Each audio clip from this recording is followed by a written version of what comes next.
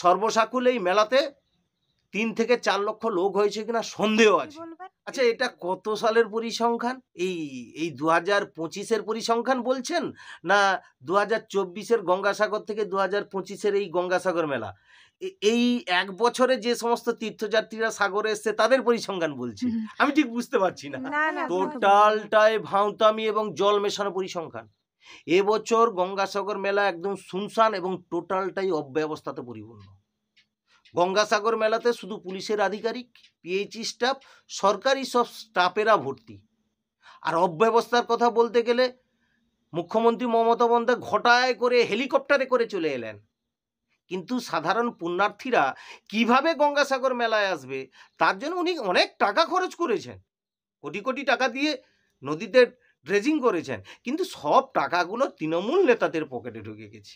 কারণ মুখ্যমন্ত্রী মমতা বন্দ্যোপাধ্যায় সাগরে উপস্থিত, আর সেই মুহূর্তে অব্যবস্থা লক্ষ্য পড়ল। আমরা দেখলাম যাত্রী বোঝাই, তীর্থযাত্রী বোঝাই ভ্যাসেল নিয়ে চড়াই উঠে গেছে ভ্যাসেল। মুখ্যমন্ত্রী চোখের সামনে ঘটনা ঘটেছে, উনি হয়তো দেখতে পান না, কারণ উনি তো হেলিকপ্টারে যাতায়াত করেন না। এই হচ্ছে তার গঙ্গাসাগরের অব্যবস্থার নমুনা, নিজের চোখে দেখে গেলেন। আর এই যে পরিসংখ্যান দিচ্ছে, টোটালটাই ভাঁওতা। যেমন তার মুখ্যমন্ত্রী ভাঁওতা, আর তেমন তার মন্ত্রী পরিষদ। এতে কি বলবো বলুন তো? এটা তো বরাবরের জন্য তৃণমূল সরকার বলে থাকে, কেন্দ্র কিছু করলেও যত করুক তবুও কেন্দ্র দিচ্ছে না।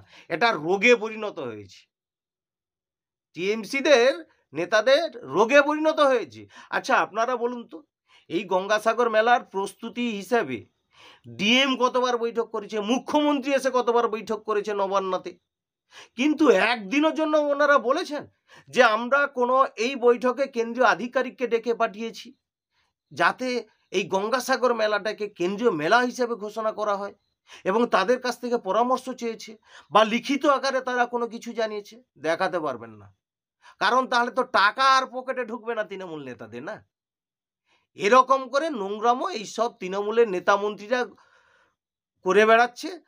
আর কি বলবো, সবচেয়ে বড় কথা, এই গঙ্গাসাগর মেলায় সমস্ত হিন্দু যারা দর্শনার্থী আছে তারা বা পুণ্যার্থীরা আছে, তারা তো পুণ্য করার জন্য আসে। এই মমতা সরকার এতটাই হিন্দু বিরোধী।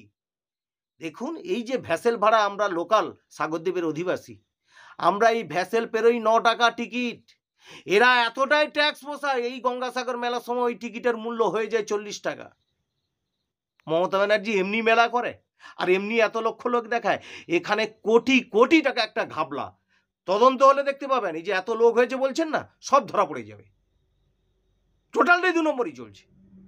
আর গঙ্গাসাগরকে সত্যিকারে যদি আন্তর্জাতিক মেলা হিসেবে ঘোষণা করতে হয়, মুখ্যমন্ত্রী মমতা বন্দ্যোপাধ্যায় ইমিডিয়েট প্রধানমন্ত্রীর কাছে চিঠি লেখা দরকার, এবং তার প্রস্তুতি যখন বৈঠক হবে দিল্লির সমস্ত সেন্ট্রাল নেতৃত্ব বা সেন্ট্রাল যে সমস্ত মন্ত্রীরা আছে তাদের সঙ্গে পরামর্শ করে তাদেরকে আমন্ত্রণ করে ডেকে এটা একটা পরিকল্পনা করার দরকার, কিন্তু তা উনি করবেন না।